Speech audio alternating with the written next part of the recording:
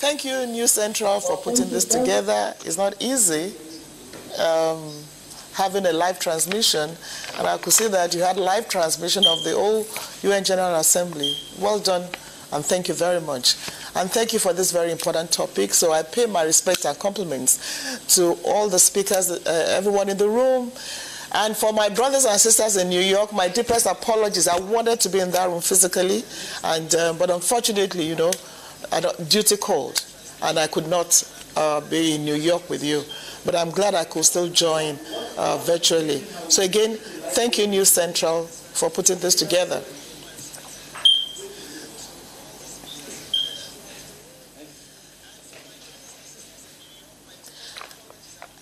I want to thank the last two speakers. Madam Obi Ezekwesili, thank you so much. You've given so much data, so I don't have to go into that. And thank you for your kind words. And I want to thank you too for all you do for your country, Nigeria. And like I said, we don't need to go into all the data. Madam Obi said the tone for the data. And for our sister who spoke after her, I also commend all you're doing, you know, in the position that you're occupying in New York. I thank all of you. And I pay my respect and compliments to all the Nigerians in diaspora in New York, all over the world, and those that are watching. This is a very important topic, and it's one that is dear to the heart of a lot of us. Now let's look at the diaspora without repeating what we have heard. Now the Nigerian diaspora, whether we like it or not, are factors that we cannot ignore. There are factors that we cannot ignore. Now, the Nigerian diaspora is, first of all, an intellectual capital. As Madam Obi said, Nigerians in the diaspora are the most, in America, let's even say America, are the most educated immigrants in America. It's not a debate. There's no debate about it. It's been proven. All the facts are there. Just a few weeks ago, a young chap, just 35 years old, bought over Red Lobster. The richest immigrant in America, Tokwe, is Nigerian. Do I want to talk about Mr. Ogunlesi? Or do I want to talk about the doctors that are changing the healthcare space in America? A lot of them. Let me say Dr. Lutoye, for instance. Dr. Lutoye is one doctor who, you know, gave birth to a uterus, a mother gave birth twice. That was Dr. Lutoye, and a whole lot of them. So let's go into specific, and some of you in the room, I want to commend you for what you've been doing. So Nigerians in the diaspora, you are intellectual capital. You have a whole lot of knowledge. And I'm glad that having been working with you for a while, a lot of you are doing great things back home. In the last 3 years, Nigerian doctors in the diaspora have set up at least 10 hospitals in Nigeria. And they're contributing to, you know, changing the issue of medical tourism in Nigeria. They're doing very well in America, but said, look, let's do something back home. Like I said, I can give you 10. A lot of them are also getting into ICT, the food business, agriculture, and all that. So we're really proud of you as an intellectual capital. Now, the Nigerian in the diaspora is also a financial capital. We've heard the figures, remittances. I'll just, in the last 5 years, I can tell you, you've remitted over $90 billion to Nigeria. And as we have heard, this is not small money. It's much more than, you know, many states put together. And this remittance is goes into family things and all that, but also you are investing in your country. And I'm proud of that, and I'm proud that we've been able to work with you to make that happen in the last couple of years. Because we have programs like the Diaspora Investment Summit, we have the Diaspora Day where we come together. We've also introduced the Diaspora Merit Award, where we recognize Nigerians who are doing very well abroad, but also doing things back home. So it's not enough that you're excelling in America or wherever, but also what are you doing back home? A lot of you are doing so much. And honestly speaking, I'm so proud to share the same genes with you. The Nigerian diaspora is also a social capital, because you are the #1 ambassadors. Wherever we talk about Nigeria, you're the #1 people we have to reach out to. Wherever, in terms of changing the narratives about our country, it has to be you, the Nigerian diaspora. So you are our #1 ambassadors. So we know the importance of the diaspora, and because the federal government knows the importance of the diaspora, we now have a diaspora commission, for which I'm humbled to have been the very first chairman of this commission. It's been a huge task, but I believe that in the last 5 years we've made a bit of progress talking about the diaspora. And the diaspora issues are now on the front burner. And, you know, even countries are coming to us, 8 have come to us to understudy NIDCOM and diaspora engagement. So we won't joke with you, the diaspora. And I know that that is where the issue of diaspora voting comes in. Okay, so you are doing this much. You're contributing to your country's economy. So we can't overstate the need for diaspora voting. And let's look at the challenges that are in front of us and how we can overcome those challenges. Now let's look at the constitutions. We've had 3. We've had the 1979 Constitution. We've had the now we have the 1999 Constitution, which is about being amended. And as Madam Obi said, you know, when I was in Parliament, I actually joined in supporting the bill to amend the Constitution to make the diaspora vote. But guess what? It was totally rejected. And don't forget that even before then, some Nigerians in America went to court and said the court should force the Nigerian government to make it possible to vote. But it did not work because it's all a matter of the Constitution. INEC, severally, we have engaged with INEC numerous times, and INEC will tell you we're ready for diaspora voting. The former President Buhari, in fact, under President Obasanjo, he clamored for diaspora voting. The same thing with President Yar'Adua, the same thing with President Jonathan, and now the same thing with President Bola Ahmed Tinubu. So it's not enough to say we want it to happen. The Parliament just has to amend the Constitution to make it happen. And that is where we, all of us collectively, will have to lobby parliamentarians. We'll have to lobby the National Assembly, because if they don't make it happen, then there's nothing we can do. But here's the thing. The National Assembly is at the verge of amending the Constitution, and we're hoping that this time around the Constitution will be amended. I think the last one was aborted, but this one, they are assuring us that yes, this Constitution will be amended. Now, if the National Assembly goes ahead to amend this Constitution without looking at the issue of diaspora voting, then what happens? Now, here's what we're telling the Parliament. You know, it's not the National Assembly that will conduct the voting. It's going to be INEC. So there's even going to be another layer of amendment which will be done by the electoral body as to how diaspora voting will happen. But the thing is that for this constitutional amendment, for all of you in the room, for all of you listening, for every one of us, let us lobby, let us work together, and for the diaspora, channel your energy to an issue like diaspora voting, not, you know, about where we come from. Igbo is fighting Yoruba, we're arguing and abusing each other. Let's leave all that aside and channel energy to this issue of diaspora voting. And I believe that if everybody speaks collectively and demands of the National Assembly to amend the Constitution, it will be done. Now, the good news about this amendment is that the bill is already with the Constitutional Amendment team, and is being sponsored by no less than the Speaker of the House of Representatives, the Right Honorable Tajuddin Abbas.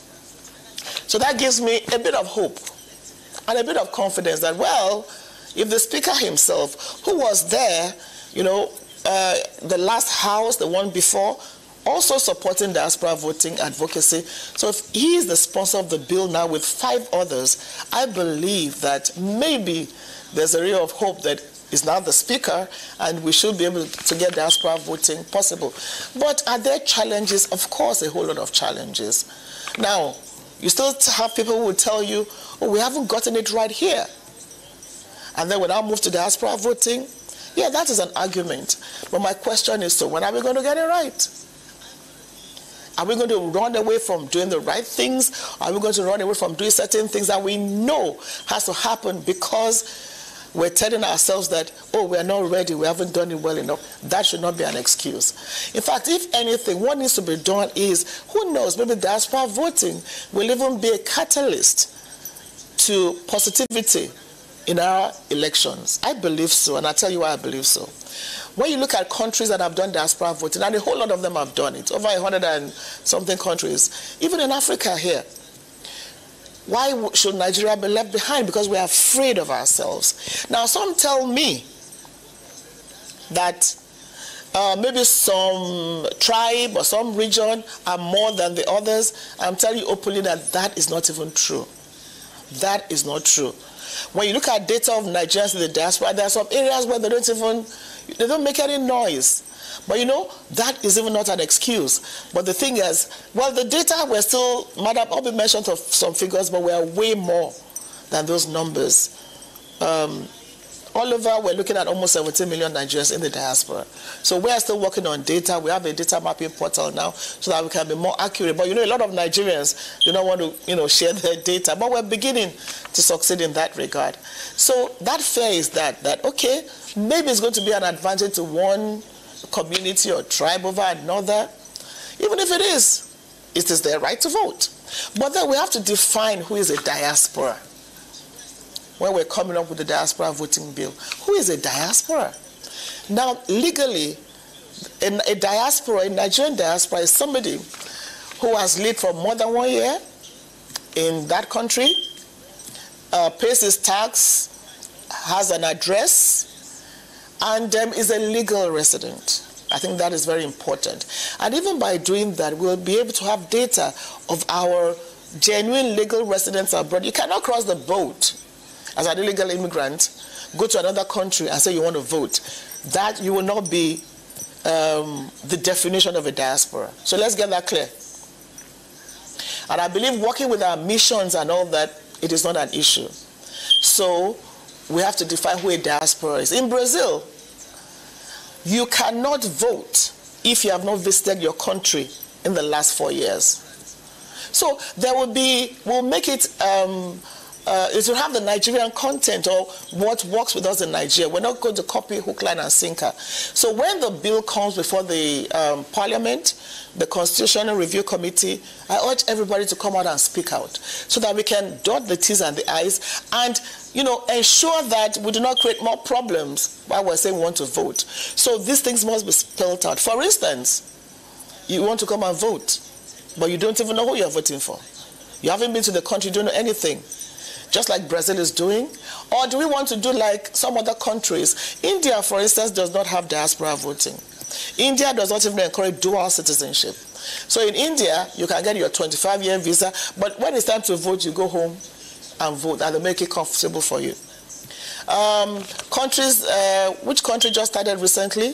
They allow just staff that have traveled and are living abroad. So there are many ways, there are many clauses, or there are many other issues that we'll look at to ensure that the diaspora voting does not become more of negative than a positive. But it's not a problem.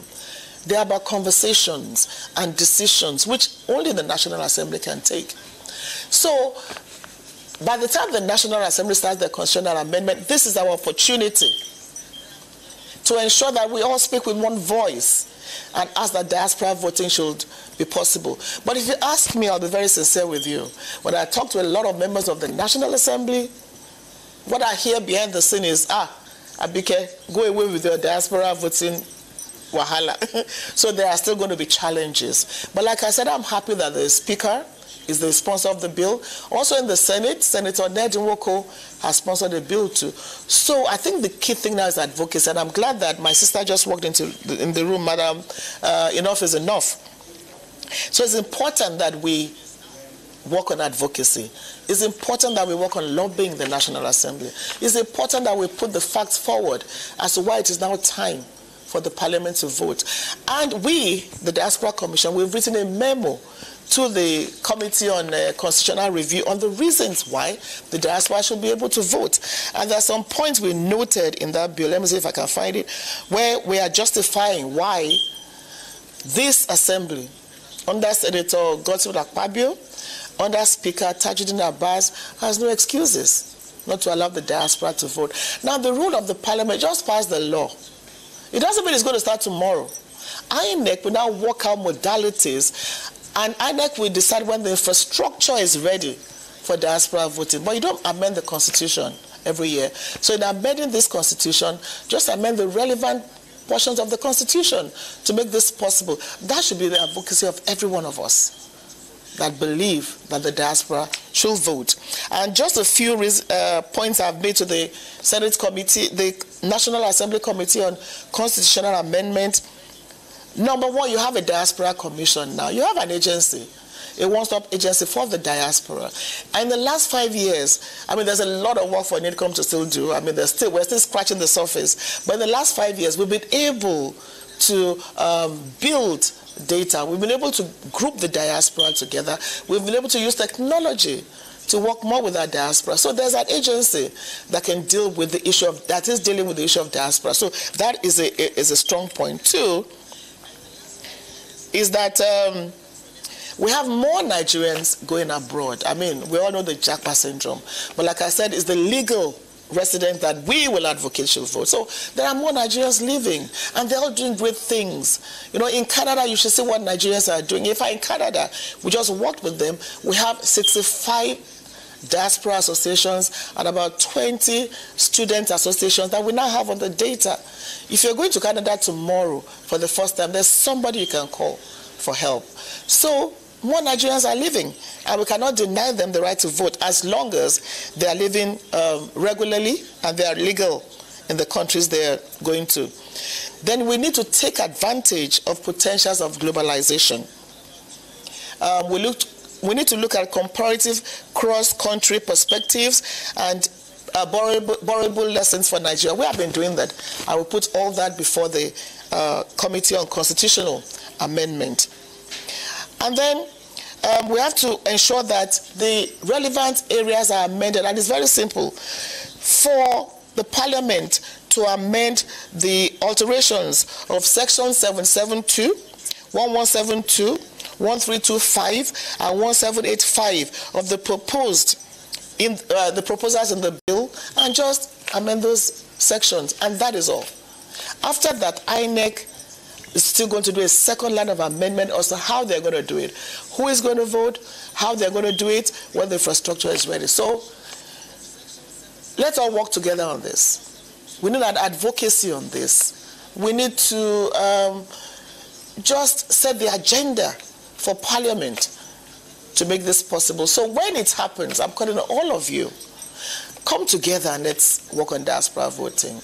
It's for the benefit of Nigeria. Other countries cannot leave us behind. We have to get it right, and I believe we will get it right. New Central, thank you for talking about this. For all participants in the room, thank you for being part of this, and please, please, please, don't let's pay lip service. Some time ago, we had this kind of conversation, and some Nigerians in the room said, look, we're mobilizing 1 million signatures. I didn't see one. It was only left to a few people that were doing the advocacy. So channel your energy into achieving diaspora voting. Work with us, work with advocates of diaspora voting, so that together we can achieve this. And I believe it will even to the benefit of this administration if diaspora voting bill is made possible by the National Assembly. I told Senator Akpabio he will make history. I told Speaker Abbas you will make history. And I believe Nigeria will not regret it if the diaspora vote. The diaspora deserves to vote. We can't be paying lip service to you are the best in the world. You're contributing to your country and all that without being able to vote. It's very important, and we need to work at it. So once more, New Central, thank you for putting this together. It's a whole lot of job you have done, and we appreciate this, and we hope that the communique from this will be properly circulated so that we can even start the lobbying with what we come up with at this town hall meeting. Thank you very much. And for my brothers and sisters in New York, I miss you all, and I look forward to being with you very, very soon. Thank you.